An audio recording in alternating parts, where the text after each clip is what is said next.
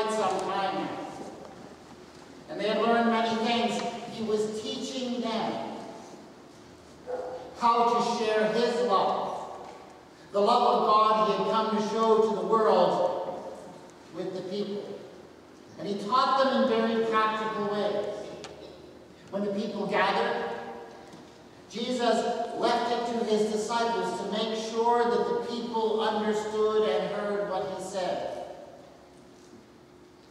When the people came to him for healing, when the lepers came to be cleansed, Jesus made sure that it was the disciples that talked to them beforehand and afterwards.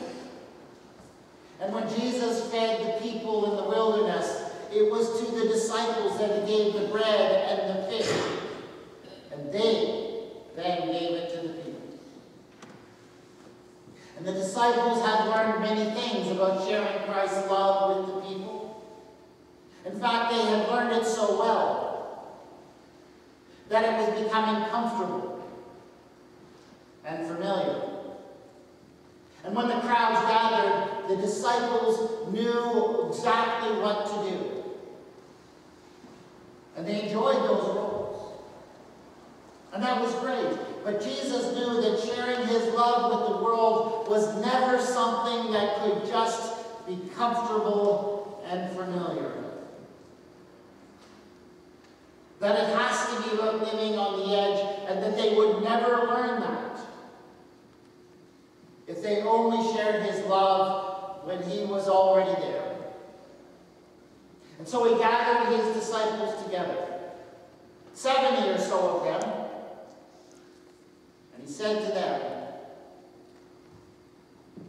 guys, this is what we're going to do. And he broke them up. He broke them into pairs, and he sent them out. Sent them out to all of the places where he was about to do amazing things. Some he sent to their workplaces. Some he sent to their schools. Some out to other places in the community, the malls, the social clubs, the streets. And he said to them, if you can learn to share my love out there, you can do it anywhere.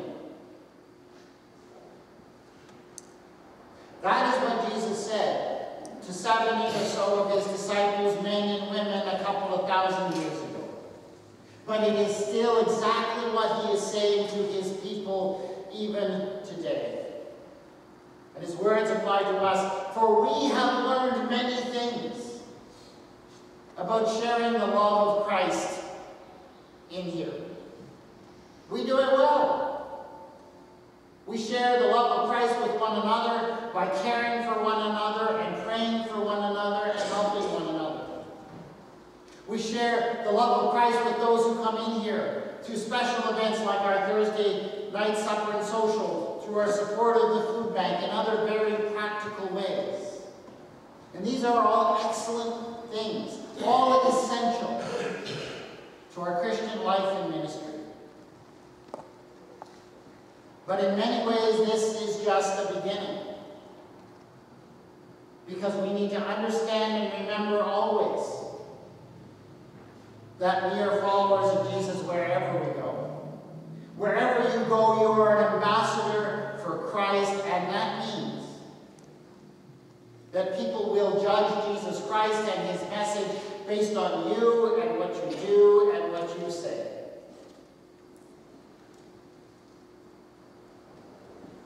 And the problem with that is that we're pretty familiar with what it means to share the love of Christ in here. We know how to do that. We're comfortable with that. We're familiar with that.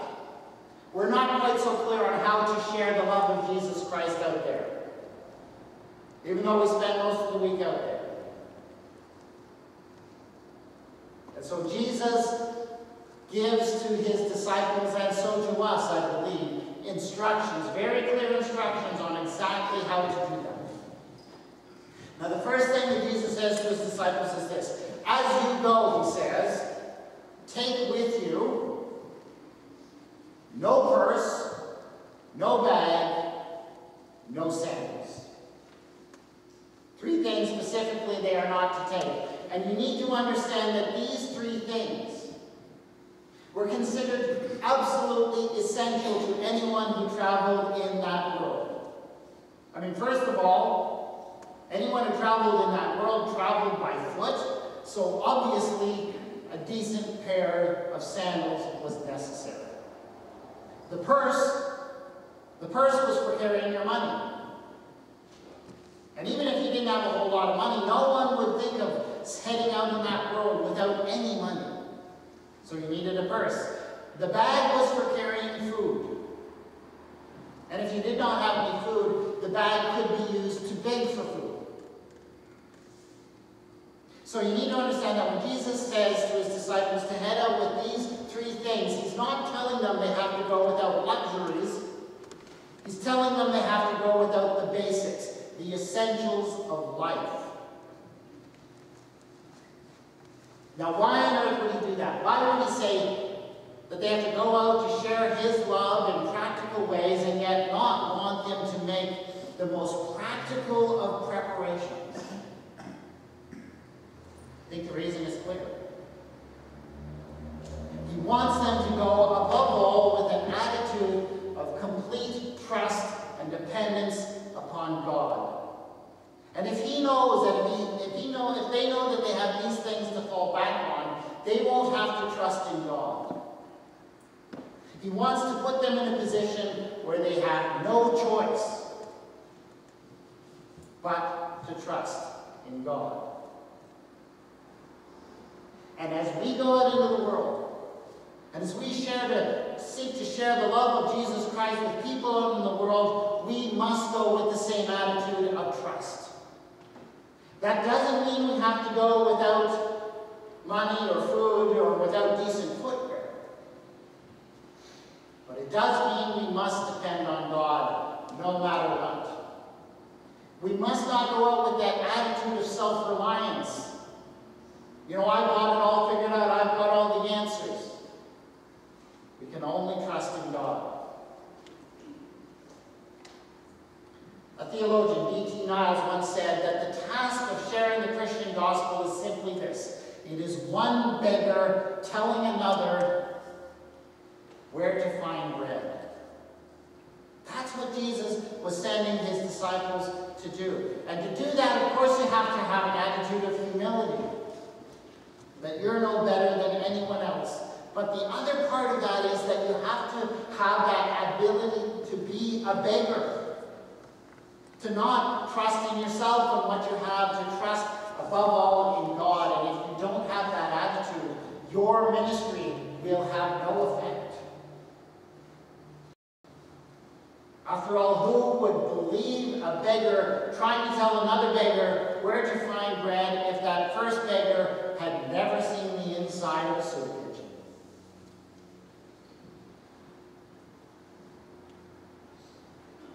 Now, when Jesus sent his disciples out without money or without food, he did not expect them to starve. In fact, as he sent them out, he gave them very specific instructions for where they could get food, how they would eat. He said to them, when you enter into a town, and they welcome you, stay there and eat whatever they feed you. Heal the sick, and tell them that the kingdom of God is drawn near to you. So basically what Jesus promised them was that as they went, and as they ministered to people, through healing and through the spoken word, people would respond with kindness and hospitality. And Jesus told them that when people offer you food and shelter, you should accept it and accept it graciously. Now that, of course, would be a bit of a stumbling block to us. We can't imagine that. I mean, going out into the world, going out somewhere, and simply relying on the kindness of strangers to feed us and clothe us and shelter us. I mean, if we tried that, chances are it would work out much better than any of us fear, because people have this way of surprising us with kindness. But this would be, I know, a major stumbling block for us. This was not the problem for the disciples, though. They actually stumbled over something else in this instruction of Jesus. Because you see, they were all Jews. All their lives they had lived as good, practicing Jews, which meant that all their lives they had followed very strict food laws. Laws about what they could eat and what they could not eat. And the list of what they could not eat was long. No shellfish, no pork, nothing with blood, etc., etc., etc.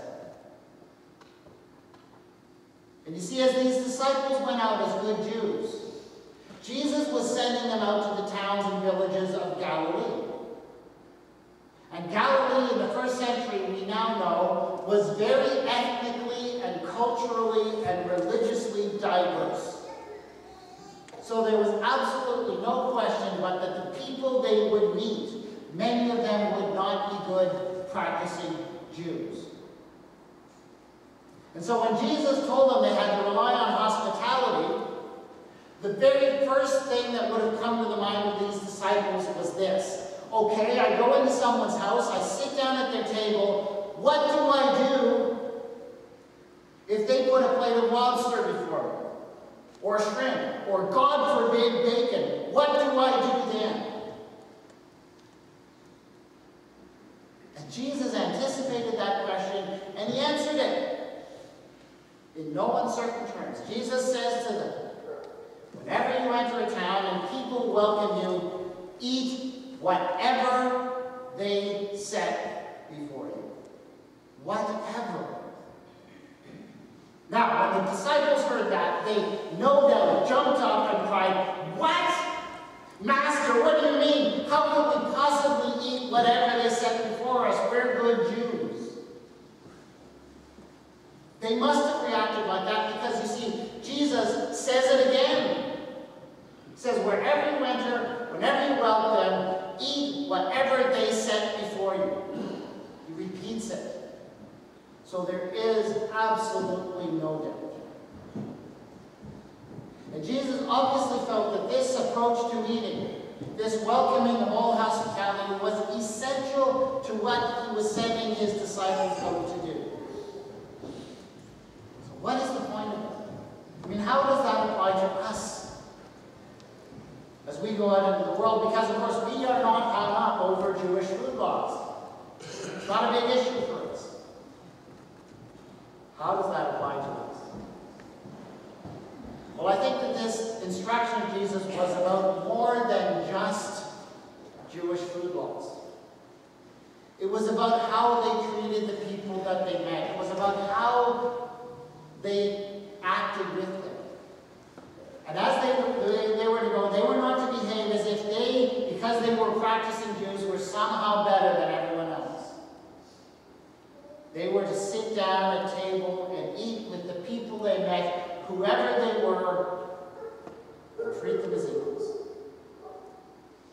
And I think that's what Jesus would say to us as well. Because as we go out into the world, the fact of the matter is that Canada today, like Galilee in the first century, is a very diverse place. Diverse culturally and ethnically and religiously, and we're going to meet all kinds of people. And if we go with the attitude that somehow we're better than them because of our Christian faith or whatever it is, we will have no success whatsoever. But an attitude of understanding and appreciation for how people are different will take us a long way. So there we have Jesus' first two commands to these 70 disciples as we set them out. And the first two have to do with attitude. An attitude of complete and utter dependence upon God, and an attitude of humility, not thinking you're better than anyone else. Then Jesus gets into what they're actually to do while they're out there. And that is a two-part mission. He says, whenever you stay in a town, heal the sick and tell them that the kingdom of God is among you. Two-part mission. Healing the sick, number one. And I do understand that as Jesus sent his disciples out, we are told that he sent them out and gave them particular authority and power to perform miraculous healings. I am not going to promise that as you go out in the world, that you will get that kind of miraculous power. I do believe that God still heals people. I do believe that God still uses his faithful people to do so, but I don't think we can count on that kind of thing. Nevertheless, as you go, you will meet people. You do meet people who are struggling, who are hurt, who are wounded in mind or body or spirit, and you will be put in a position where you are able to bring to those people you meet some peace, some comfort, some understanding, some help. And when you do that, you will be engaged in the kind of healing that Jesus sent his disciples out to do as well. Healing comes in many forms, and we're all called to practice it whenever we can. So they're sent out to heal, so are we, I believe. And then it comes down to the message they are to give. And the message is simply this: the kingdom of God has come near to you. That's the whole message.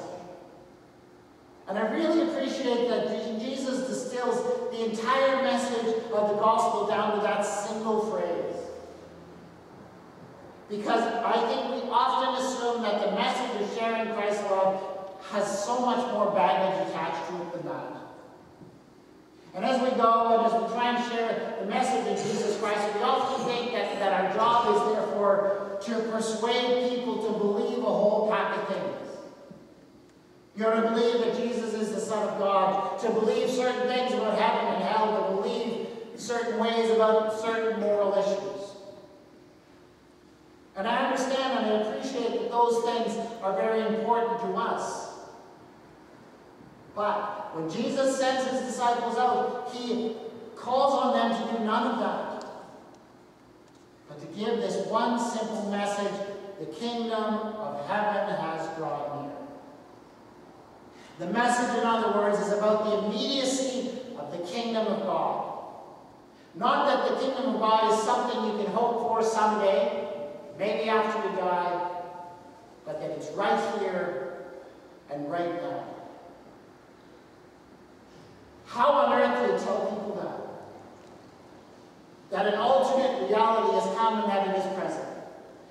I'll tell you how you do that. You do it by living in that alternate reality. By living in the reality that Jesus described in his sayings and parables. Which means that as you go out there, you reject the messages that the world is constantly giving you. Like the message that money is the only thing that matters. The message that compassion is only a sign of weakness. The message that nothing can really change and there's no real hope. You reject all of that and live instead in the reality of the kingdom of God. And according to the constitution of that kingdom, and let me tell you, if you do that, people will notice. Because it's an awfully odd way to live in this world. And it's not that you have to go out and say, well, my way and my approach is better than everyone else's. No. And indeed, whatever you meet, whatever people place before you, whether it be food or their philosophy of life, you respect that. You don't have to tell them that you're right. But if they ask, and they may well, you can be ready to explain why you approach life the way you do. The kingdom of God has come near to you. Jesus sent out 7. But it wasn't just them. Jesus sends us all out into the world. Because to share the love of Jesus Christ in here is one thing, and it's a wonderful thing, and it's a beautiful thing. But to share it out there, that's amazing. That's awesome. That's what we're called to do. Will you take a few moments in silence?